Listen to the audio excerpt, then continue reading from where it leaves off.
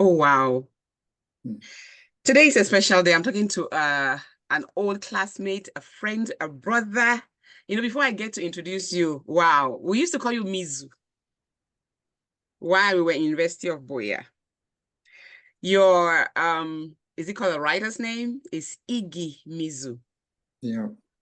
And today we want to talk about your book. It's Black, It's White, Poems from the Heart. Let me introduce my guest to you today on Talk to Me Africa. Iggy Mizuh is an author of the book It's Black, It's White, which I'm talking about on the show today. The novel is a suspenseful and thought-provoking story that explores themes of identity, of race, and societal expectations. The title reflects the stark contrast in the narrative, both in terms of the plot and the deeper issues that the book addresses. It's Black, It's White delves into complex characters and situations, often blurring the lines between right and wrong and forcing readers to confront uncomfortable truths. I tell you, when I read the book, I had to pause. I'm like, what is the truth about this? What am I really learning from this? And so when I read the book, I have so many notes that I wrote down. Well, the book has garnered attention for its bold storytelling and its ability to provoke discussion on sensitive topics like race.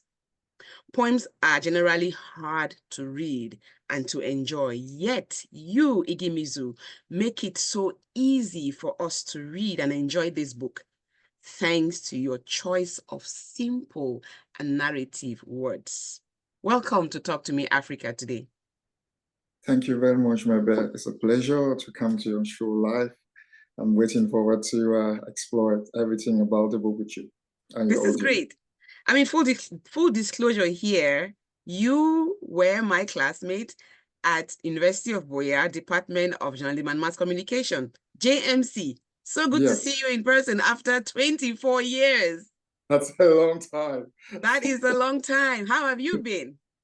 I'm doing my best. We joined on the journey after finishing journalism. We went our own different ways, and Yeah, I found myself in the UK, where I've been living now for almost close to 20 years. yes.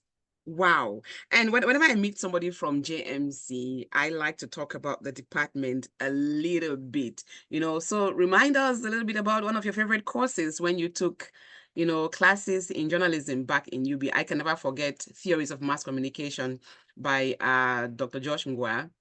And those were the very first classes that we took. I think it was JMC 205. And the questions that he asked us as, young would become broadcasters Yeah, and writers, I yeah, cannot it's forget. When I fun. read your book, I go, this is where theories of mass communication has helped. So talk about some of your favorite classes back in UB. I would like to. I still have good memories of UB University of Boya. I still have good memories of journalism, mass communication, Right. GMC. The emotion and the memories actually mix emotion. The Mm-hmm. very first one was the fact that how do I find myself in journalism when I'm a science student? I actually had a science background, and then Really? suddenly I found myself in journalism. And Wow. the whole thing was that initially I wanted to go to Germany to go study electronic engineering, Mm-hmm. and I struggled. I could not go. I spent a whole year. I didn't have the visa, and I was like, I don't have time to waste. And then I was trying to apply for the University of where they just launched the department. By then, it was a journalism and then mass communication. I didn't know what mass communication was all about. I was thinking that might be a mass communication. Is actually the engineering part of journalism. So it might be the people that work in the background to help the journalists come on the screen. But I was mistaken. So the first day when I came to the classroom and then they were talking about theories of mass communication, so where have I been?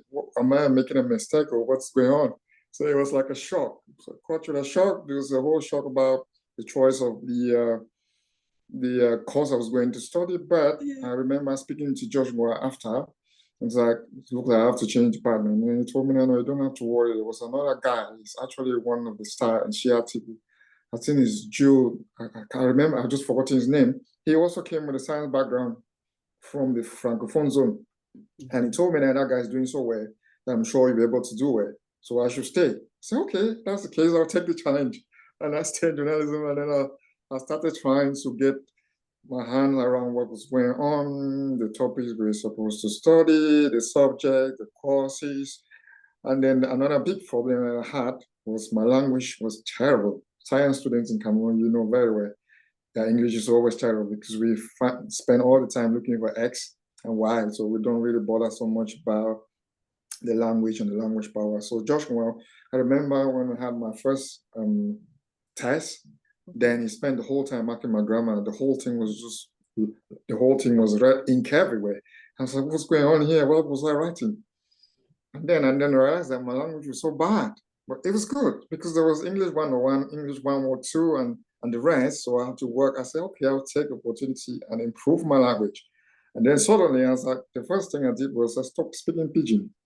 From then to today, I've just run away from Pidgin. So that's how I work on my language, and then I became so interested in journalism itself and all the subjects and started performing.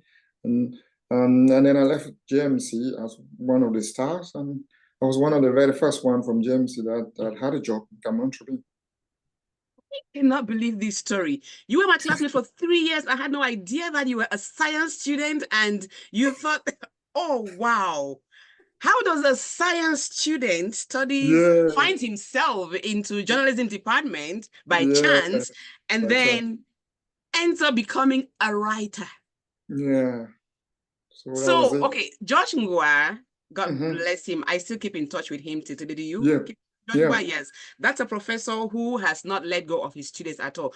George, if you get a hold of this, we love you. So there was George Ngwa, he's so rest in peace, Professor Eno Tanjong, who departed last year, and Madame Ndo Berta, and Defang Fonge, and Mulu. So who of those people, I mean, besides George, who really pushed you, who of those lecturers were your backbone, who inspired you most to stay? Yeah, Eno was good. Eno, let Eno, as we say, so rest in peace. He made the class so fun. It was quite difficult, but just the fact that it's quite challenging, and then you come as a God talking about survey and things like that, but he made it fun in such a way that we enjoyed it.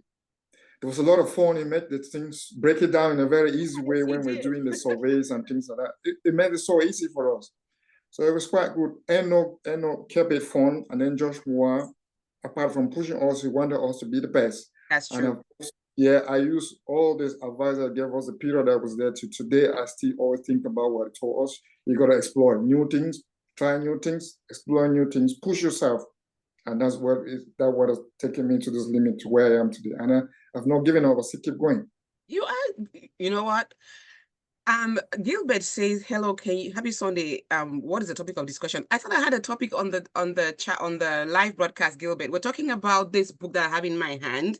It's Black, It's White, written by Iggy Mizuh. He and I were classmates in the Department of Journalism and Mass Communication, University of Boya, for 3 good years. And so I want to talk about this book today. Thank you for watching from Limbe, Gilbert. Thank you. And thank you, Comfort and All Mercy, for also watching. Now, besides being an author of this book, It's Black, It's White, let me let the audience know that Iggy Mizuh is also an author of I'm Gone, No Regret, which is a collection of inspired poems. You're also an author of Hate Me to Know Me, a pack of pensive poems.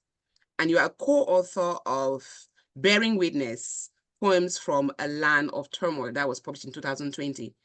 That particular book hits hard on the Anglophone crisis in Cameroon. Before we delve into this one I have in my hand, give us a little synopsis about Bearing Witness, Poems from a Land of Turmoil. Do you want me to elaborate on that book? Yes, please, a little bit about that. Yeah, this book came out in 2020. I'm sure our audience or people listening from Cameroon might know Joyce Ashu Tang. She's a professor in one of the university in wow, in the US. Yes. Joy. And then also got Tande, which is also one of the guys those were all the backbones in the Herald in those days.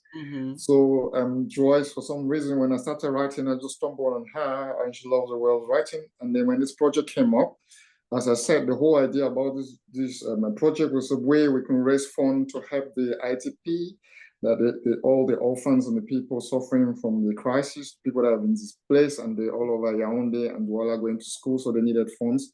So this book is a project that it was an idea that the two, Joyce Ashutantang and Tande, came together and then looked for us to contribute. I have 4 points. Since 2020, the book is on Amazon. So when you buy, you are actually indirectly supporting these children that are suffering because the war is not yet over.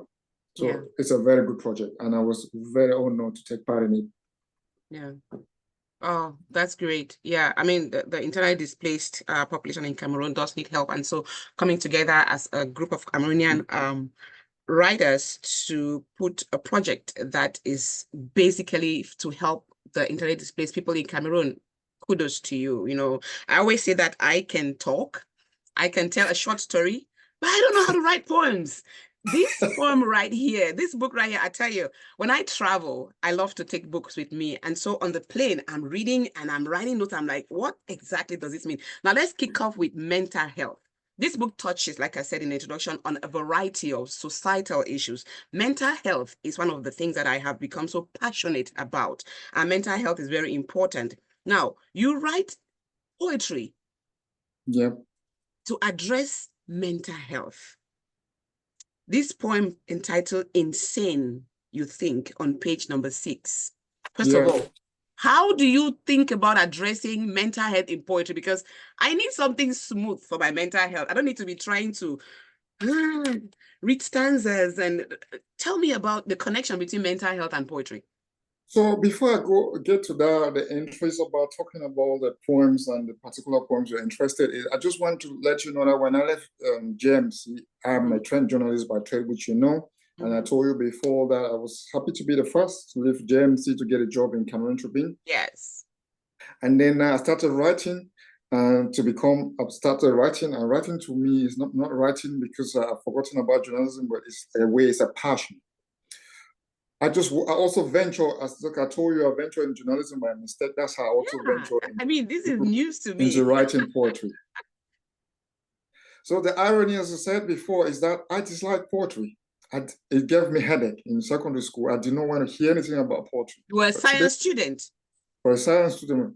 But today, I'm a published poet. As I said, I have 3 books, which you've just mentioned before.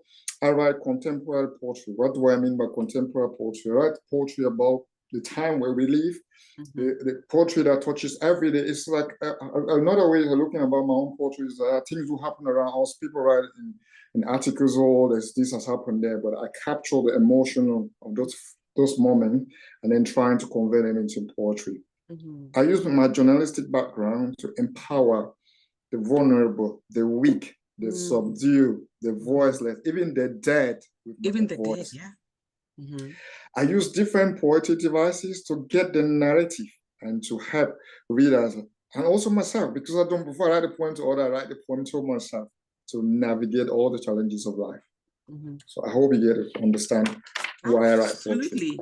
Yeah, absolutely. So let me share this poem with our viewers. It's written in 5 or 1, 2, 3, 4, 5, 6 stanzas. And the words are put together very simply. And in stanza 1, you say, where do I start my story if you care? It's like a blessing. It's like a nightmare. That I am blessed to be untied, set free. Then in a flash, I am pulling my hair, being in the wrong place under a tree. I picture somebody already in such a situation. Are they okay? That's my question as I read it. And in Sandasi, you say, where do I stand? Where would I lie? That they think I'm stupid, born insane by a mentally ill mother who later died. When I turned 3, feeding from beans, living in rags, sleeping rough on teens, then I go to somebody who is younger, reflecting on how they suffered from a mother who was mentally ill. I mean, This to me is painful to read. At the same time, I'm curious because mental illness is not something that we address so plainly coming from where you and I come from, Cameroon. Yep. So was this inspired by some life situation that you witnessed or from growing up that you saw around you? Because growing up, we did see a lot of people who were mentally ill, but yet taken for insane people, like your title says, insane to you think. What inspired So, you to put this together? like I told you before, Hmm? that what I do is I take stories, people's story. People tell me their story, Mm, and I capture the emotion in the story. So there was a lady in Cameroon that run a charity in the Southwest.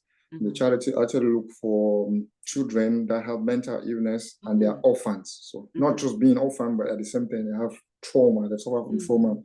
because they either come from the children of the people we call in Cameroon mad people, mad women. Yeah. And then she was narrating the story of this child Oh. that actually the mother was had mental illness, and then the Mhm. mother died, and then from the trauma that was not even over, then she has to look after an aunt that is blind. So how Mm. many traumas are you going through? Whew. And when you read that poem, what I did in that poem is that you try and write a poem and see you yourself, you have mental illness. Exactly. It is tough to read because I just read the first two stanzas and I paused, So you when because you if you think as if you're a mad person, that's how your brain works. So you're not stable. So I keep totally reading. agree with you. Yeah, I keep totally reading, agree and with you see you. towards the end, you will see what the person says towards the end. Continue. Stanza 3, you say, when is it tea break? Where do I get bread? This is me saying that, okay, I don't even have a mother who's well enough. I don't know where to eat. It's been from the beans, but when do I get a break and where do I even eat? It is not as bad as you may have read. Oh, yeah. I'm like, oh, okay. She had mental illness, but still cared. She breastfed me in the open every day, refusing to let me, her baby, be taken away. I did see women in Cameroon. I grew up in Kumba and also worked in Mm-hmm. Limbe. I did see women who were considered mentally deranged, Mm-hmm. live on the street, and they had babies. Yeah. And we always question, how did they get pregnant? Which man in their sane brain would get such a person who cannot take care of themselves pregnant? And then they're always abandoned. That's what I pictured. Yeah, there's also a stage in mental health when women give birth. There's a postnatal mental health. Some women go Absolutely. crazy. Yeah. It happens in particular women, not all the women, for a period. And I had last my 6, 7 months when they're giving birth, they don't even know where the child is. They can sleep on the child, they just leave Mm. the house and go everywhere. And it's not very common, but people when they identify it, they're trying to trick it. So that's another form of mental illness that affects women. Mm. Thank you. Harry Moscow says, good to see you two XJs together for sure. I have a question from Gilbert I'll go to at the end of this poem. Gilbert, please hang on. And the fourth stanza reads, where do I sleep? When do I get up? That the rest of my family is deceased, fighting hunger besides deadly disease, leaving me an urchin. What does an urchin mean? Orphan, An an orphan. orphan. No place to put up. Then an aunt adopted me, raised me up. Kudos to such people who do not just let, the mentally sick stay on their own, even after they have those children. You adopt the Mm-hmm. children. And I see in this story somebody who knows where they came from. They know Mm-hmm. what their story is. They know who their mother is, which means that Mm. the family did not hide their mother from them. Other Yeah. cases, you have a child who came from rape, for example. They never tell you who Mm-hmm. the father was. There's a doctor I follow online, a medical doctor. His story is clean. I was a child Mm-hmm. of rape. My mother told me who raped me. I don't have a relationship with him, but I know my story. It's important to know where you come from. So I see you telling that story of that child, even though they Yep. came from a mentally ill person, they know Mm-hmm. who the person was. I love it. Yep. And you continue to say, I've been caring for my aunt now blind. Oh, wow. It's like returning the favor. Mm. Is it ill luck? You may be mulling over loud. Yeah, I am. It doesn't truly matter. I'm safe and proud. Although I'm adjusting to a normal life, I switch off and stray at times. It's life. So that switching off is like helping him to cope. Because I've told you that when people have mental illness, so Mm-hmm. they'll be talking to you. The easy way to identify people with mental illness is they will start talking to you. The next minute they're straight, start talking something else. They've been talking about school. The next minute they're talking about hospital. So the thought is not straight. I see my, So my I was, friend Dr. Mercy joined. I hope she can chip in here because she's a mental health doctor. mhm, It's a lot to take in this poem. It's a mhm. lot. And the last stanza says, where do I go? Where am I this heyday? I've come a long way to reach here today. I am certain with your little push, I'll find my feet from a weird family, a weird life, to be someone even with a goofy lifestyle. So when I read this poem, I wrote a note. My note said, this person is born of a mom with mental illness, Yep, adopted by an aunt, yep. who later becomes blind. And now he takes care of the auntie like she took care of him. Yet Mhm. his life is still full of confusion. Yeah. Because when you go all through that confusion, you cannot hide away from where you come from. They will always narrate you those stories. It becomes a trauma every time you keep asking yourself, why me? Why things? And then somehow it becomes overwhelming. Mm-hmm. And overwhelming sometimes it gives you anxiety. So it's another form of mental health. Like, but Mm-hmm. sometimes you just have to accept that that's the problem. That's the situation where you find yourself. How do you dig yourself out of that? Yeah. So you see that as we progress in the book, I will give you ways how you can work your way out from that. Mm-hmm. So to tie in with with mental illness, you do touch on homelessness, together with Yep. mental illness. So what's your experience with homelessness growing up in Cameroon or with some other friends, or what do you know personally about homelessness? Um, Homelessness to me it became so real. I went on a short-term posting. I do work with the UK government, so I was posted in Brussels for 7 months. I spent 7 months in Brussels, and I witnessed a lot of homelessness and loneliness. I was touched. I was absorbed. I have to absorb the emotion of these lonely and homeless people to Mm-hmm. be able to then write about mental health. There was just no way I could stay. I Mm-hmm. also witnessed a lot of mental health during the COVID period, where there was a Mm-hmm. lot of lockdown and isolation period all over the world. So a lot of issue about mental health is real, is there, but people don't talk about it. I'm Yeah. also a very good fan of tennis, and I witnessed Naomi Osaka, the Japanese, if you Mm-hmm. know about tennis. Yep, I know Naomi Osaka. Mm-hmm. Yeah, the Japanese and Haiti tennis player star. I saw her break down because of mental health during the French Open. And then she's just bounced back again. She's coming back gradually. In this book, I have 2 poems dedicated to her. There's Yep. one on page 23, which is Mm-hmm. My Cross. That's where she had a problem. And if you go to page 30, Back on Track, where she bounced back after going through the mental health healing process. Mm-hmm. So Oh, it's as not we just something I say it, but it's Mhm. something that is there. You could see it, you can look for facts. Mhm. If you have another, like one of the here also knows about somebody that's going through that, there's always help out there. And Yeah. it's a moment like this, and poetry is very therapeutic. And when you use poetry is like food to the brain and help to settle you. And some of the therapy they give people with mental health is that just try the thought that comes to your brain, even if they scatter. But sometimes when you look at what you've been writing during that period, sometimes it makes sense. I like that you talk about mental health in this book, because people always say that mental health is not an African thing. You know, like I said, my friend Dr. Mercy is online, and she just said that homelessness can be isolating. So glad you bounced back. It's a journey. And now that's not him. He's talking about situations. It's not particularly about his life. But where I was heading to is we grow up thinking that Africans don't have mental health issues. You're either cursed or somebody has bewitched you.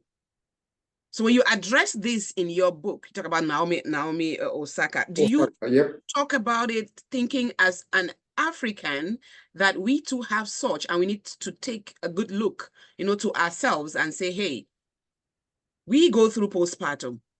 we go through heartbreaks and it can be, isolating and you suffer from mental health. So as an African writer, how would you address Africans' attitude towards mental health when they think that, a white man, they are sick. It's a white people's illness. It doesn't really affect us Africans. So as a writer, I am from Africa. I write as an African writer, you can say that, but I'm more of a British writer. So I write for a global audience. I don't specifically choose a particular audience to address, but global issue about mental health is everywhere. Africa is no exception. It's everywhere. The only problem that happens in Africa is that sometimes you're suffering from mental health. People don't even know they have that because the facilities are not there. The diagnosis in mental health, even in the UK, just of recent that they're taking it seriously. People used to complain about mental health. Nobody used to give them attention. They used to say you're just being lazy. You just don't want to come to work. But now, after COVID, that's when the rate of mental health went through the roof, and all the countries around the world, it becomes a concern. And I'm saying that if I'm using somebody, Naomi Osaka, that is a world star. She's a four-time Grand Slam winner. We watch her break down during French Open, and we see her bounce back, and people are actually praising her coming back. That's to say that it's an issue. It's there. Before, there was no way. People don't usually address them, but addressing here. In the UK, people have mental health and they go to the hospital to give them some medication to try and calm it down before they go to various therapy. Back in Africa, nobody even knows that there's a medication for mental health. So it's another way to try and say that the problem is that it's there. We do have mental health. It's there. But how do we address that? How to help people to overcome that? And that's why I'm saying one of the ways is by using poetry. It's not just about talking about mental health, but trying to invite people about mental health and trying to help those that already have it to see how they can come out of it. It's very important. And the practitioner, Dr. Mercy, says mental health affects all of us, anyone with a mind, feelings, emotions, and all. So it is something that affects everybody. It's not something that affects a particular group or race of people. Yeah. Yeah, of course. That's true. Now, another thing that you talk about in this book is suffering and exploitation. Boy, that got to me because growing up in a third world country, suffering is something that you see. Actually, you can taste it, right? And also exploitation, you feel like, man, I am being exploited on a daily basis. Before I get into your poem about suffering, I want to read a poem that you titled Too Much to Bear. When you talk about exploitation, now let's go back to you growing up in Cameroon. What comes to your mind when you think about suffering and exploitation as a young Mizuh in Cameroon? Yeah.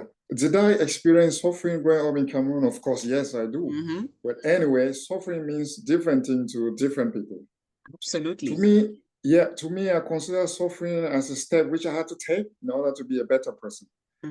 That, to me, the way I look at suffering is that that I have to go through that stage in order to be able to define who I am. Because I don't want to be given, I'm those type of people that don't like you to give me fish, but I prefer you to give me a hook and show me a stream to go fish myself. Great. Because I like to use my brain. I like to be creative.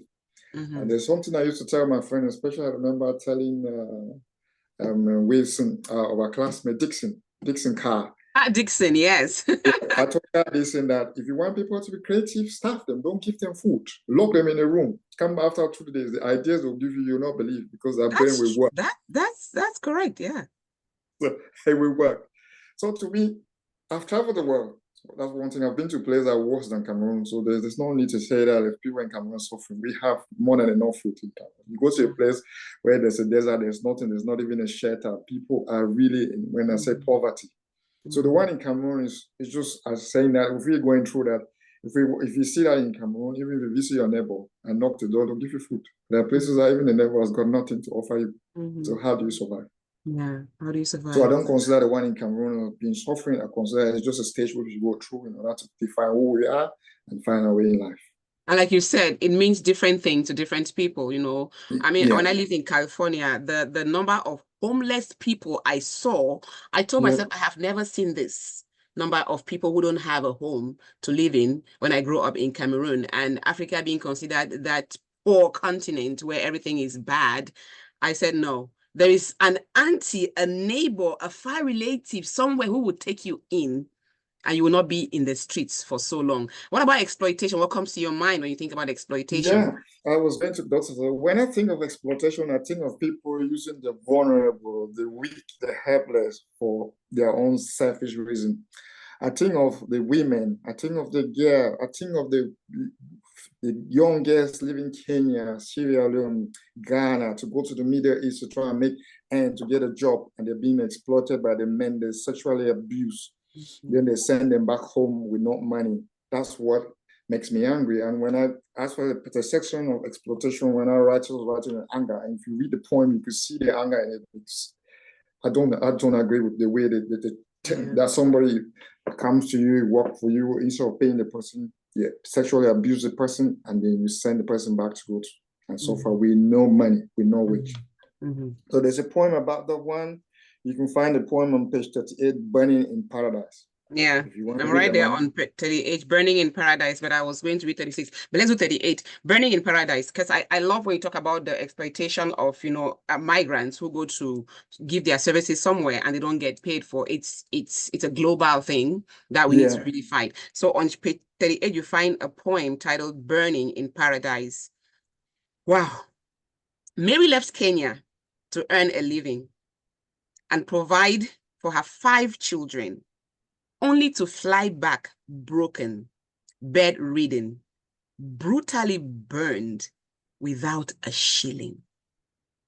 This is very picturesque. It's very descriptive. There's no way you can miss a picture of that Mary. There's no way you can miss that.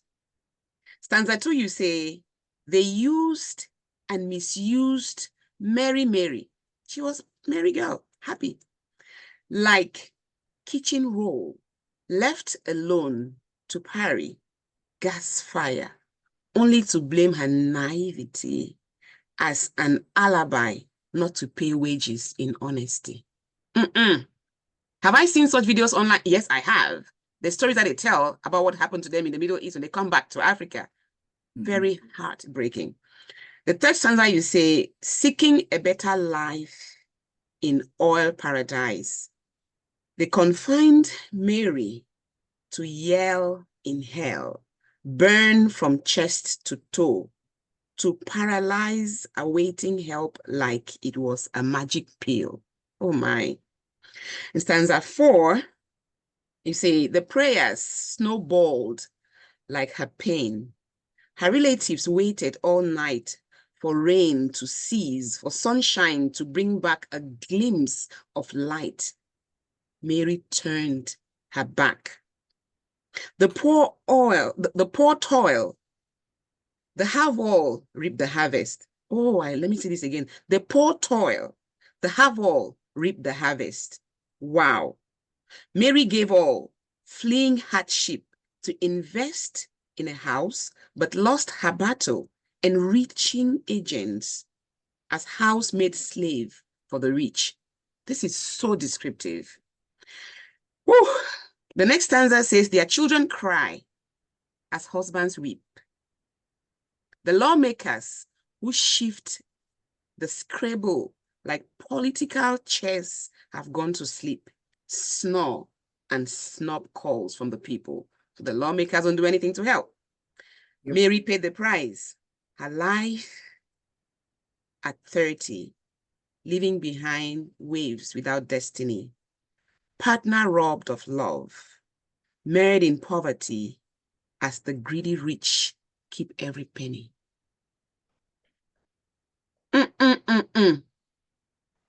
What else can I say about this? There's so many Marys out there. So that's the exploitation that I was talking about. Yeah. Yeah. And I like how you say that the political people pay no heed to their cries. Because you wonder what the laws say if I, as a Cameroonian, goes to work somewhere. We all have embassies in so many countries. And we hear the stories of these young girls like Mary, who are merry, the happy people. They go there to work. They get exploited. They run to their embassies. And they get no help. Instead of helping them, they just make as if nothing's happened. And they get no help. Nothing. So is there hope for people like Mary from African countries? So the whole idea about is the issue about exploitation is about you have to tell the people's story. You have to feel the people pain. And live because you're reading the poem, you're feeling it. When you read the poem and you feel it, if somebody still back in Ghana wants to go to the media, is think about that. It will feel the pain, and it's a bit cautious. I'm not saying don't go there, but things like that do exist. And if you go there and think that when I get there, somebody call back home and somebody help me, you're going to go through the same pain and Mary, and you get no help. Yeah. And Black, go ahead. There was something I wanted to add to say that if you see, I was going to tell you that when I write in this book, I like to take the side of the vulnerable, like women in particular. When I was writing this book, I feel that pain. Yeah. When I send the manuscript of this book to the publisher, they thought I was a woman. because they feel you write with so much emotion. And not to say that men are not emotional, but I can see where they're coming from. Yeah. They thought you were a woman because of your writing style, or because your writing style is very personal. You say I. What's the reasoning behind that? I think more like a woman. And I'm so impressed by doing that, because through that way I send a message across just like we're talking. So if a woman can read this and feel the pain, and then if a man can read it and feel the woman saying it, it's even better. One of the poems that really touched me in this section of Suffering and Exploitation is the Black African Queen. Let me read this poem. I mean, when I just see the title, Black African Queen, I'm like, let me see what this is about. And this is on page 62. Yeah. And the first stanza, you say, they gave me names, called me Black Leg, trapped me, wrapped me up in dark cloths, and threw me under the guise of blackness. Though pure as clean water, I'm guiltless. The sun arises again, my ebony skin shines, a black queen and proud. I always outshine. That made me smile. I'm like, okay, this is heading somewhere beautiful, even though it's talking about pain. The second stanza says, they've been gazing at my shiny stars, thinking of ways to stroll on my lit paths, steal my keys, and then break my heart.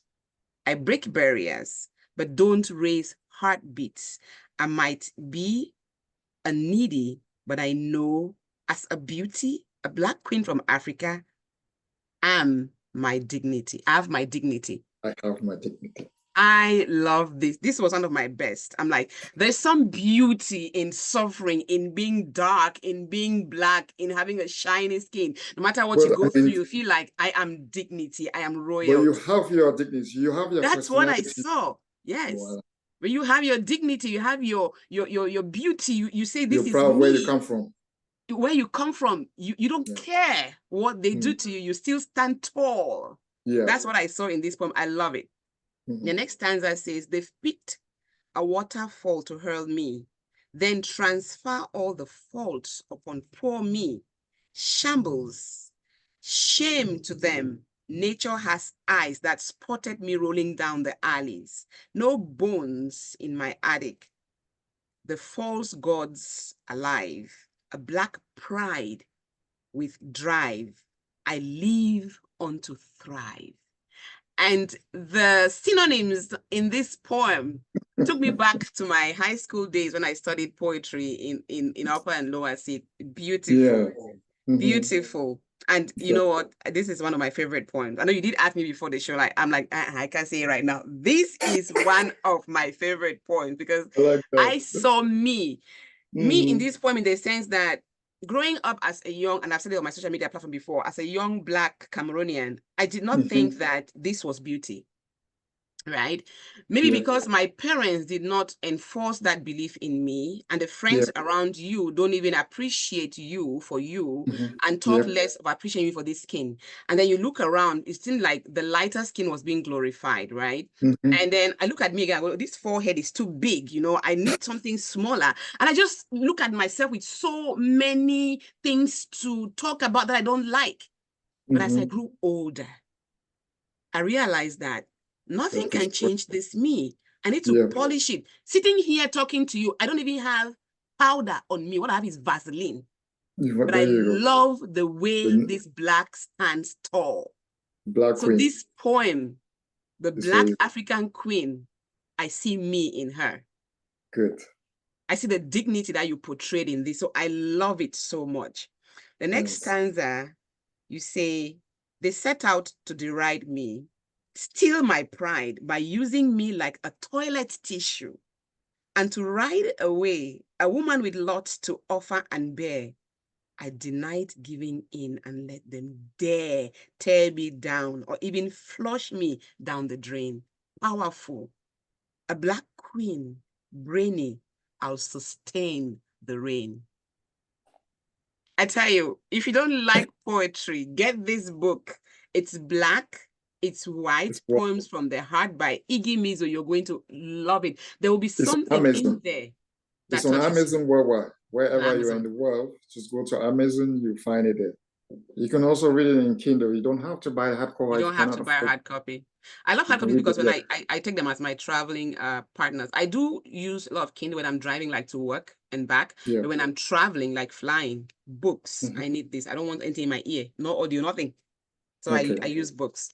And the last stanza says, crowns are crafted, ordained heads chosen to wear them. Oh my. Crowns are crafted, ordained heads chosen to wear them. Where they do fit. When they do fit. Wow. Or are loosened with reign to rule. I don't fit in this noble line, although they stoned me as a thief, declined my rights to stand for myself, to speak out. Black queen, crowned at birth, I stand out. I don't know what you had in your mind when you're writing this. I was writing it maybe for you then. I don't know what you had in mind when you're writing this, but this book, this particular poem, I had no notes on this page because I digested everything. Yeah. I swallowed everything. That's what I call contemporary poetry. You tell them what they know. You tell them what artists you see it. You tell them what they think. So if you appreciate yourself as an African queen, identify yourself, then that's fine. I love it. Do you have sisters? I do have stepsisters. Unfortunately, I was just two boys, and I got stepsisters, and I got a daughter. And I'm sure, if not your stepsisters, you have your daughter in mind. Yeah, I got my daughter. When you write things like running this, around the whole time. Yeah, yeah. I've particular poem to her so many times. Yes, because we need to tell why I'm asking the question if you have sisters or daughters, because we need to start telling our young girls about the beauty of who they are, especially our young dark-skinned girls. There's so much that they are told by the social media and also by what, you know, the world seems to glorify when it comes to beauty. So poems like this, you know, when you read it to your young daughter and when you have other sisters look at poems like this, it uplifts us. You know that our crown is made for our own head. You don't have to go the other way and do some change to feel beautiful. And I'm not saying this to say that as African or Black sisters who have lighter skin are less beautiful.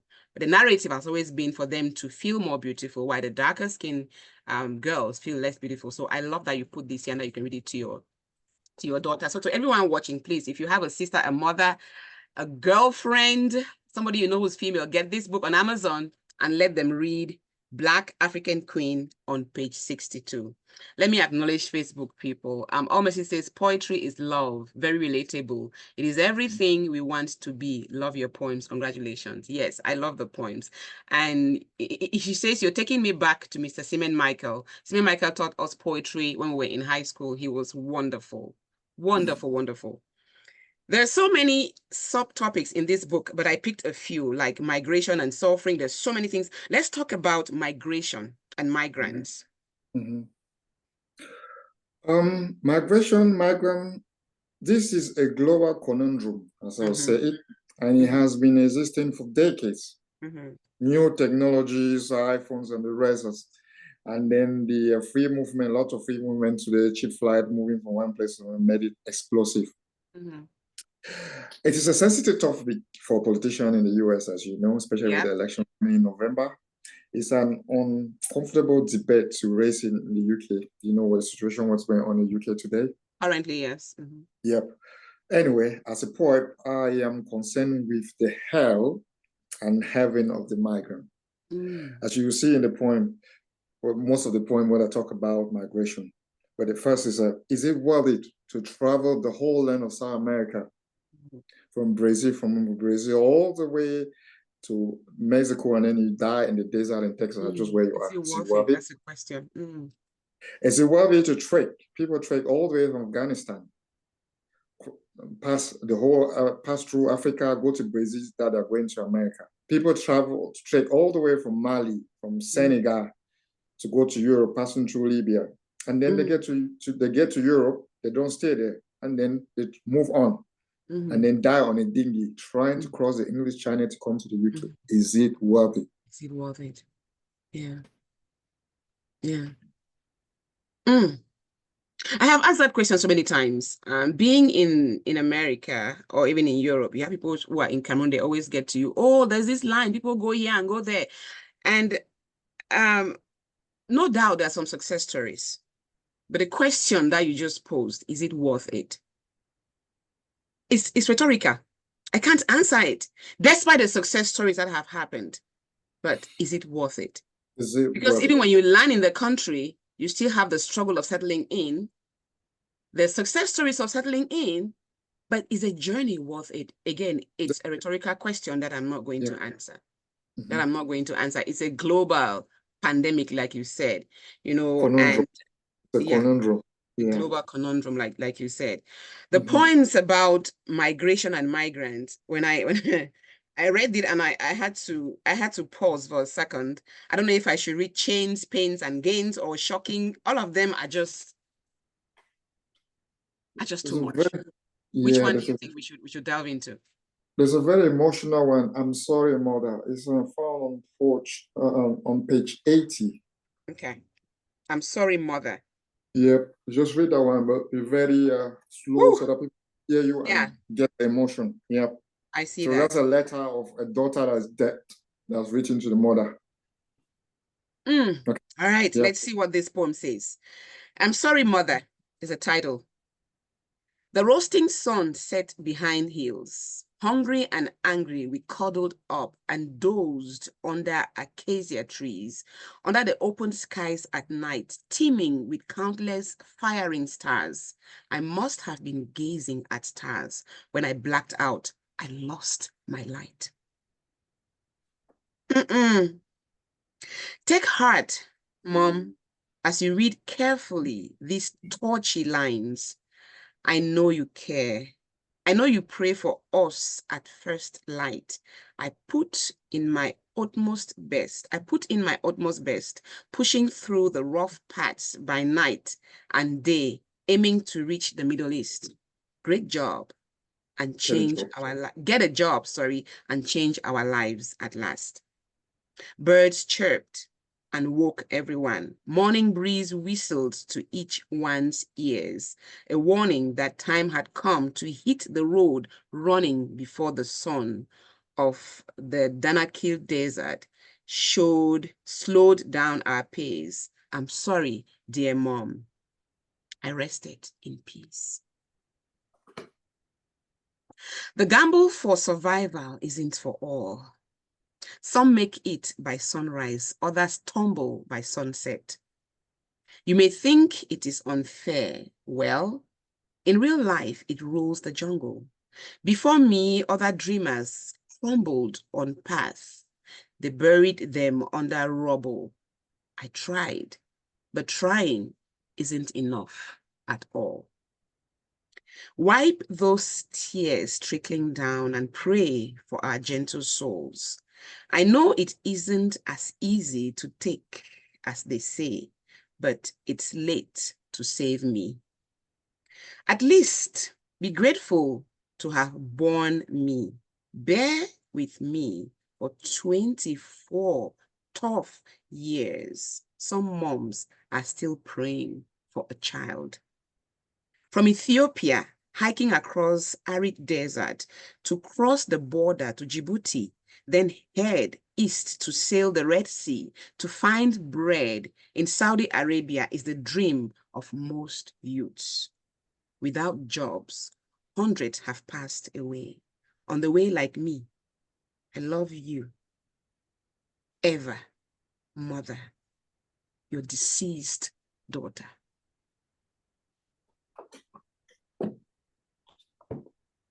Remember what I told you? I give the voice even to the dead.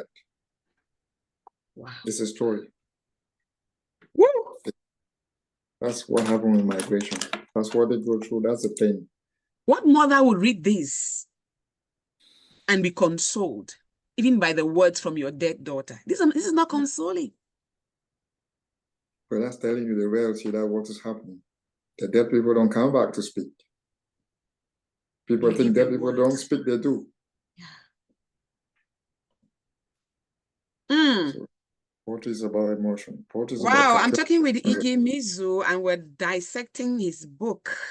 It's Black, It's White, Poems from the Heart. These are really poems from the heart. And Mizuh, I was really fond of you in UB, but this side of you, I did not see. Because I was busy learning how to speak English. Oh my goodness. I was busy learning how to speak English. This is learning how to write articles, publishing the Chariot.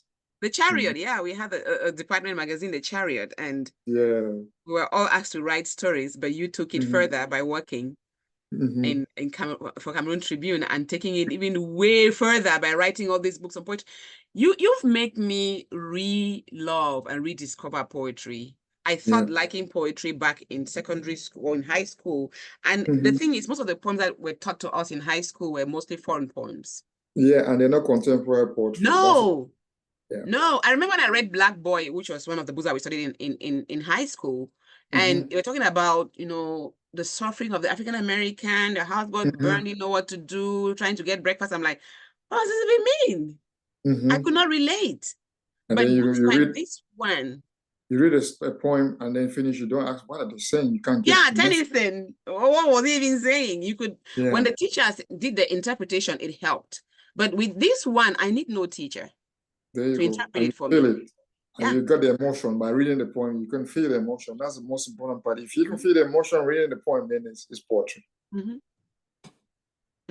So I do recommend this book to everyone who wants to discover poetry, who wants to rediscover poetry, and who just wants to read something quietly, because it's not like reading a storybook. You have to read a stanza and see it in your mind's eye, reflect on it before you continue.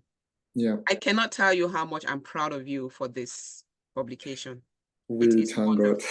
We thank God. It's a masterpiece, as I said. It is a masterpiece. Yeah. And usually when we read poems, we read a poem and then we just like, oh, I read that poem. But I read a whole book of different poems. And the beauty of it is that you address different social topics: mental health, suffering, exploitation, migration.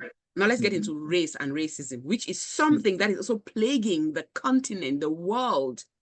You cannot escape or avoid the topic or conversation about race and racism. So do you have any personal experience about race or racism? Race and racism, we do not choose a poem about race and racism. So the whole issue, do we choose a poem in race and racism? Black, It's White, which is the title of this book. Yeah, that's the title of the book. And the most important thing I was going to tell you to discover about the poem, if you look at the structure of the poem, what do you see? I see different facets of society being put together, you know, and written in stanzas. So you don't go all over the place. You bundle them up. That's what I see. I see groupings of different topics, if that's what that's what you're seeing. But look at the poem again straight. If you look at the way it's structured, it looks like a trophy. Can you see that? Unless I tell you. Oh, the end of it, the end of it. I agree. Push take the book further from your hand and look at the structure, the way the poem is placed on the page. It goes in and out. It forms a trophy.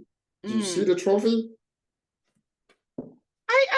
One of my questions to you was the cover of this book. And you see from the color, if you look at that color, and just look from down, the way it looks like a Christmas. Oh, got it now from the bottom. Yes. Oh, yes. I have a question for you about the picture, I looked at this, so I'm like, are they celebrating? Where are they from? Is it aftermath of suffering? I get it now. I see. This is beautiful. So So it's celebrating that diversity. And that's a trophy. If you read the poem from start to end, it says we are all one. If you read it carefully. It's black, it's white. Yeah, that's where we are all black, we are all white. We all started from the same source, we all end. Okay? And that's a trophy. If you recognize that, that poem is like a trophy for you to be able to identify the identity, to say there's no issue about color. You helped me see that piece. Yeah, we are all one. Me see that piece. I love it. So I asked you before, have you had any particular experience with racism? Maybe not personal, but the whole issue about racism is there. Structural, it is there. The systems is things that, but the big thing, as we say, as a writers will say, that we grew up in a society where we didn't know what about racism, apart from the fact that they call us francophone and anglophone, we didn't know what racism is all about.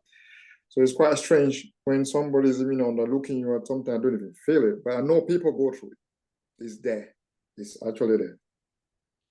And it's when issue about, I don't like to talk about that because it's a sensitive topic. As I said, at the moment in the UK, the people misinterpret it in a different way, but it does exist and people feel it and they need to address it because you can't just completely forget about it. It's there and it will remain. We have to learn to live with it. And because it's black, it's white, we are all one people. We have the same blood, we have the same feeling. We're born and we all live and we all die. That's it. All right. So let's read the poem It's Black, It's White, which it's the title of the book. So I guess from your explanation, that's why you chose to title the book It's Black, It's White. Yep. Woo! All right. Next to that, Black Not Slack. I loved it. I love the other poem, Black Not Slack. But let's get into It's Black, It's White. Yeah. So it starts by saying color. What color? Wow. White or black? Black or white? It shall always go back to black, where it shuffled in a shack, adding that we're from the same pack. We are from the same pack. We are from the same pack. From the same packed pile of cards. Now, this is very visual for me. Just imagine you holding a pack of cards. Just keep going. I like it. So from the same packed pile of cards, it is either a black and white heart or spade, or a pack from a club on diamond cards. Or a pick from a club. Or a pick from a club on diamond cards, adding that we are cut from one blade. Oh boy. Wow. I just saw cards. Just imagine you're taking a pack of cards and then you shuffle the cards. If you remove a card, it's either black, it's either white, it's either diamond, it's either spade. Yeah, keep going. Sharp or blunt is the cutting edge. The cut across each slice, black or white, is loudly glaring as a flash of lightning cutting across dark clouds or moving clouds. Black or white, when it is sunrise, we will get up with the lark likely to be seen, and when it is sunset, a silence arises as tears flow. We will all return home unseen. From color, all types of colors will fade away to the unknown. Wow, this is the demise of everybody. From race or racism, will settle to race to the finish line like a team well known, adding that when we shade color, we are all aces. Get it? Yes. You know, when I read this one, I was like, did he mean to say we are all races or we are all aces? But I get it at first. I'm like, oh, it's about cards and aces. Then I got it. You know, the ace in the card is a trump card. That's the best card. Yes. So when I'm like, wait, is it all races? No, all aces. Oh, I know why he said all aces. This is genius. Yeah, thank you. So we are all one. We are Whether all we're one. black, whether we're white, whether we're green, whether we're blue. If you travel the world, you see even blue people, red Yeah, people, ginger people, all types of color. right. Oh my. I would like to read Black Not Slack still in this race and racism part. This particular poem, I loved it. You know, Black Not Slack says, Black, I come from Black Africa, where whatever is black, wayward. They Starts or ends, start or in stuck in a backyard. backyard. Black, not blank. You may call me. Mind your P's and Q's. Black isn't crazy. I know you're thinking, I'm slow, lazy. This hit the spot for me. Born black, not blanched, prepared me, set to work my socks off to stand out. Though I am lanky, I don't lark about. Black, not bland or blank. It's a prank to mistake me for a black bird ranting at a black market like a drill blank. A drill blank won't fire off with bang. I'm not black-haired, not blind. I have sight. I have sight, even when it is as black as Egypt's night. Be mindful that I am a proud African, black, not blank and slack, not lacking and lagging back, nor wisecracking. So I wrote a note. I say, is this about questioning the abilities of someone just because the person is black? So that's the issue about, as I was telling you, racism is there. Once they see you black, for instance, the society where you are or where I am, when you go to look for a job, the first thing is you knock the door, or they see your name is, you use those funny type of names, or that one is not hardworking, or that one is that. So they already, obviously, they see like the first point I talk about color, they see your color, they don't see your value. Yeah, but I'm telling you that you have to tell yourself that being black, you're aware who you are, and it's not what they think. They need to give you a chance because you're better than what they think. Yeah, absolutely. I read a book recently. I'll be talking to him on the 15th of September. Edwin Eselem was in UB. I don't know if you ever knew about Edwin Eselem. He wrote a book. Okay. From Wotutu to the world.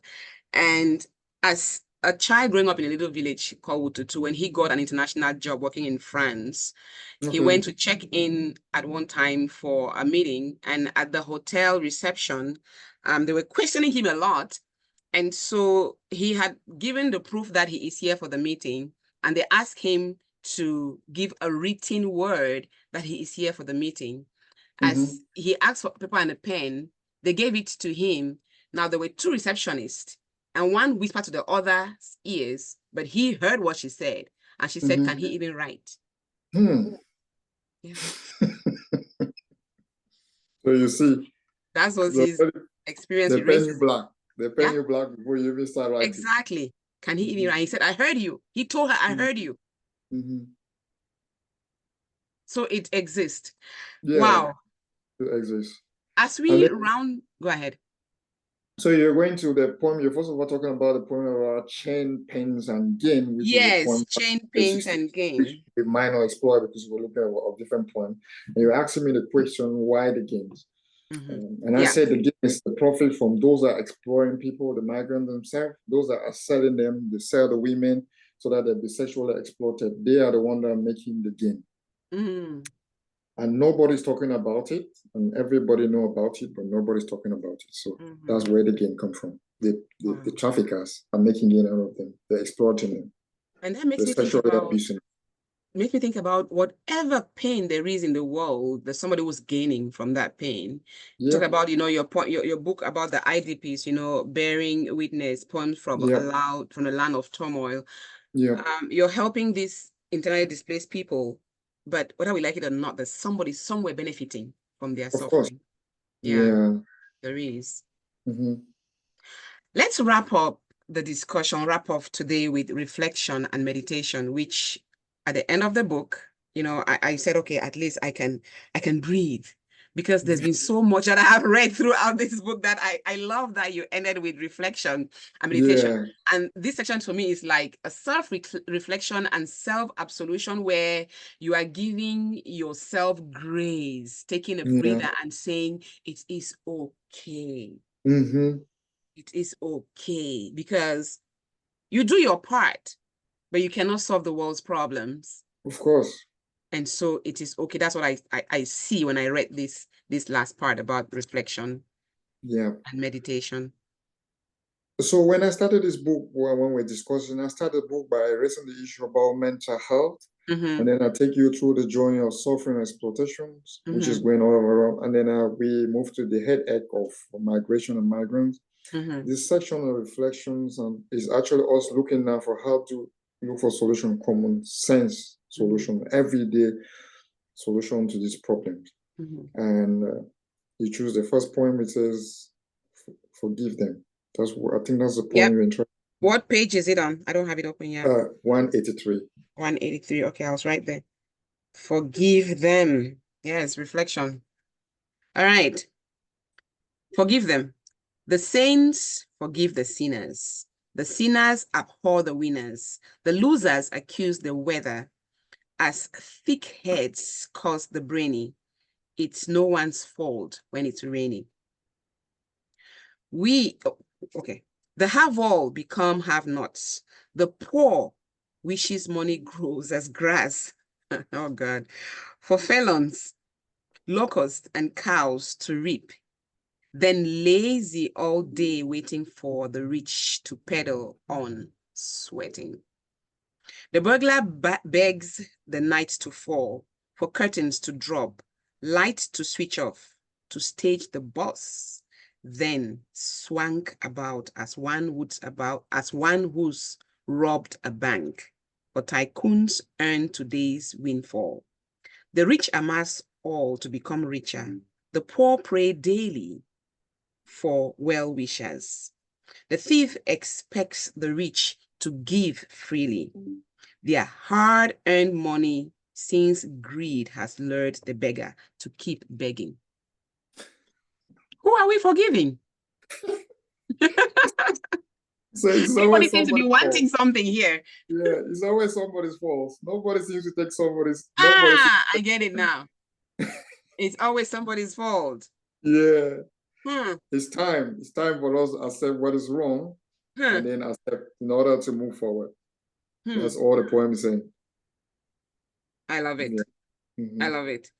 And so the last poem I want to read is, I don't know if I should do Look, Sweet Mother I told you or when I maybe I go, should look forward. Let's look at our look, reflection when look forward. what page is look forward on? 197. All right. Look forward. Yeah. This is very reflective, I must say. Yeah. You must look forwards to stay ever positive, not dare look backwards, to ever see negativity and be showed the way out before you make hay. Forwards, onwards ever, backwards, downhill never. You must have heard by now it's useless thinking of defeat with feet just ahead of you. Step forwards, grab it, and glow. As excuses never won anything, be an alert soldier for things to get worse before ever getting any better for those hoping. For the fear to fail is adrenaline to drive you across the finish line. The fear to fail is the adrenaline that will drive you to the finish line. Wow. Iggy Mizuh. Mhm. I lack words to tell you how much I appreciate this book.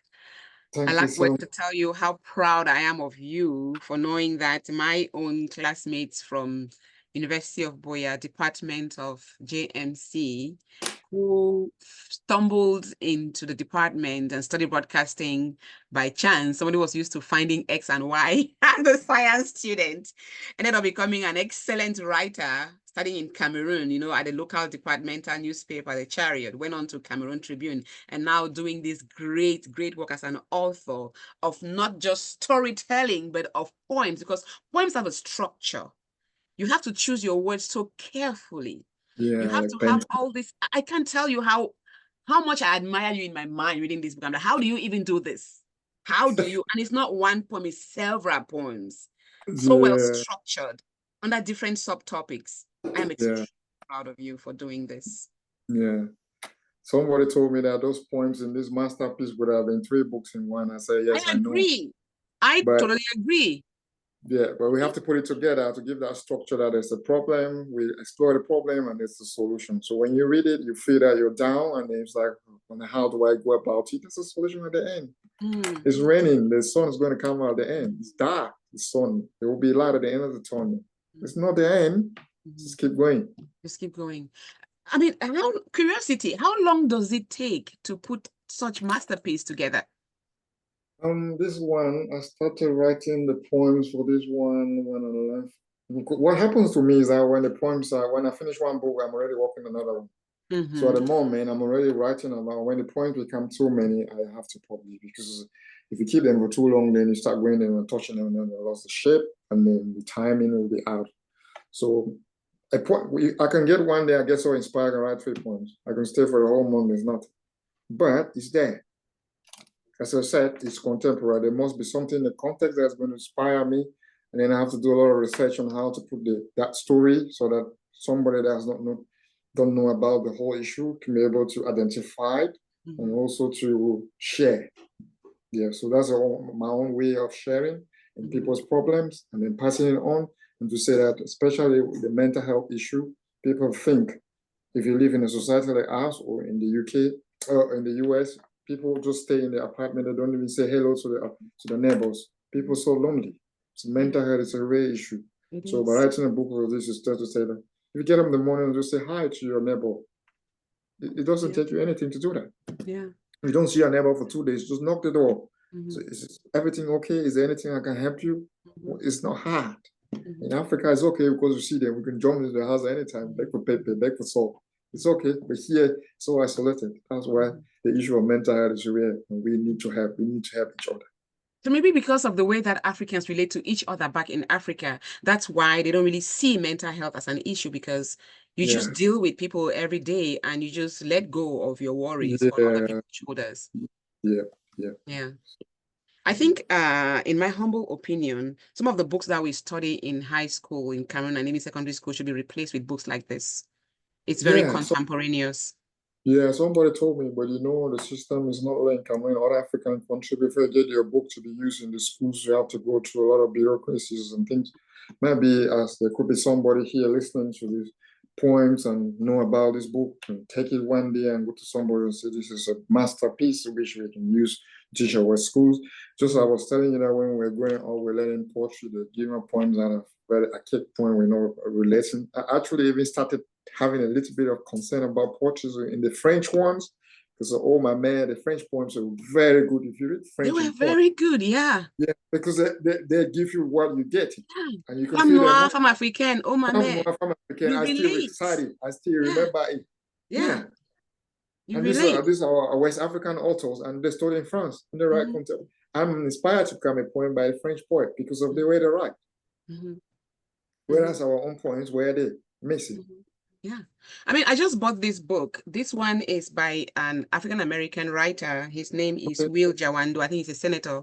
And it's entitled My Seven Black Fathers. And as I was researching about the book before I bought it, Mhm. I came across a video where he was excitedly saying that his book is going to be read by every student at Morehouse College. Morehouse College is a historically black college in Yeah, yeah, the in the States, US. in the Yeah, I think I US. know that. So Mhm. this book talks about the absence of black fathers in the lives of black men. There's that narrative of African American men not being in the lives of their children, being incarcerated and all Yeah, that.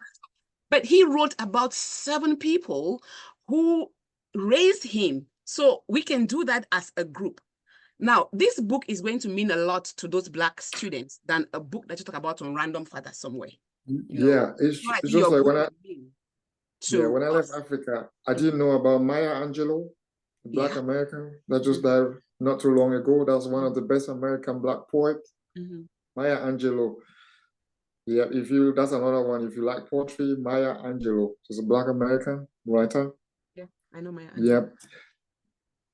And then those are people that inspire us when we come here and then we read their poems and then we identify them. But back in Africa, nobody tells us about them. So only when you leave Africa, then it's like, oh, do we have African poet? And then you don't even, in Africa, they don't value who poets are. Poets are actually, as I forgot to mention to you that you can be a writer, but you cannot be a poet. Poet are like people that are blessed. It's like a gift. Yeah. When you write poetry, it's like a gift. Not, I can teach you, but you might get it. But if you don't have that gift, you kind of make a poem to sound the way it is. So No, it's like a gift. Once you have the gift, you have it. Yeah. Even the royal family in the UK, they have a poet. They appoint is like a royal order. Every reign, they appoint a poet that gives advice to the king because they see them, that they see things before them. Yeah. So it's like a gift. Yeah, so if we encourage African poets, if we read African poetry, if you like what we're doing here is trying to tell people that we are not that bad. I think we can be better if we share, if we identify ourselves, if we come out of this box that they put us in and think out of the box and say we can do better. I think we can do better. We can write contemporary poetry about African root.